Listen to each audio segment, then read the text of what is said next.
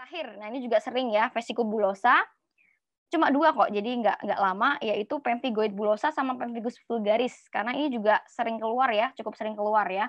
Kalau ada katakanlah Nikolsky sign gitu-gitu, supaya kalian ya paling nggak paham lah ya.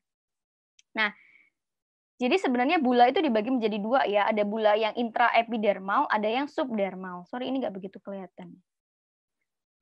Ya, intinya kalau bula intraepidermal dia itu di dalam dermis. Nah, sehingga di dalam dermis menyebabkan dia akantolisis. Artinya apa akantolisis? Yaitu adanya pemisahan sel-sel epidermis karena tidak adanya kohesi. Jadi ibaratnya dia itu nggak rapet gitu karena bulanya itu di tengah-tengah epidermis ya, sehingga bulanya itu gampang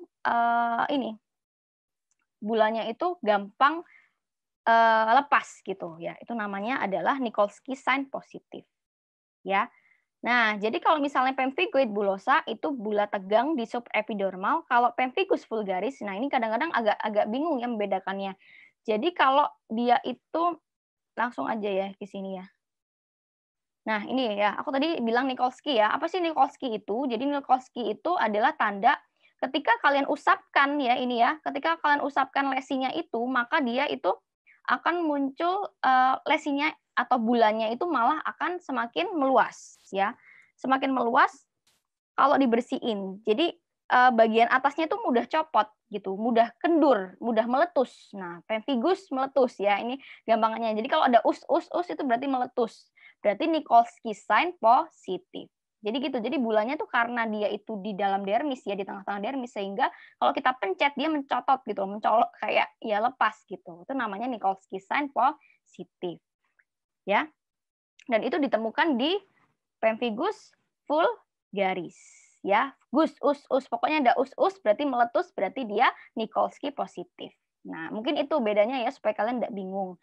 Nah, kalau pemphigoid bullosa dia bulannya itu di epidermal, jadi di bawahnya epidermis, sehingga dia juga bulannya nggak gampang pecah gitu ya, sehingga Nikolsky sign-nya negatif karena dia di bawah gitu. Jadi mau dipencet-pencet kayak apapun juga nggak pecah gitu. Nah gitu sebenarnya. Jadi itu aja sih yang membedakan ya supaya kalian nggak bingung. Nah, laki-laki langsung aja soal ya, karena ini juga materinya sebenarnya level 3A, jadi kalian yang penting tahu dan juga bisa terlaksana awal aja.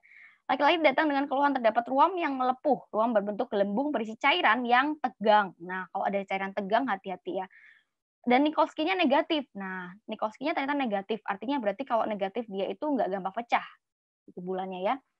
Karena dia letaknya di bawah epidermis. Nah, diagnosisnya adalah, nah bedain tadi ya, pemphigus atau pemphigoid. Nah, kalau dia itu nggak meletus ya, berarti dia ya satunya, berarti pemphigoid bullosa.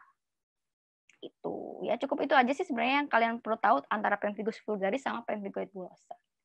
Oke, terima kasih materinya. Alhamdulillah kita sudah menyelesaikan pertemuannya ya selama hampir 2 jam lebih ya, bahkan ya 2 jam materi tentang dermatovenerologi. Mohon maaf mungkin kalau dalam penyampaian materi agak ya ada yang salah-salah ya, tadi ada kesalahan teknis juga, mungkin ada juga kesalahan gambar dan lain-lain ya.